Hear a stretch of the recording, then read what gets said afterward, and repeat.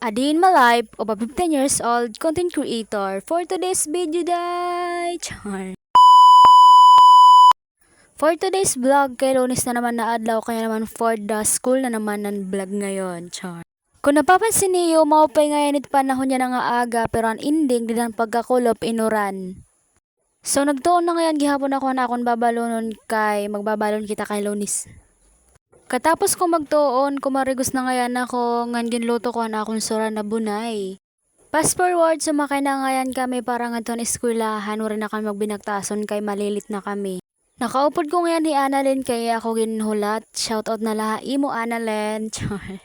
Pakaabot ko ngayon na eskwelahan na yan, nakita ko paan ka nandidahan Teacher's Day nga designhan amon na room para kan ma'am. Nganan amon pakaabot, waray pabanggodan amon mga classmate, waray patawo. Kinaudtuhan nga yan, first period, naglasi na kaman amon science, nga nag-quiz gyap kami.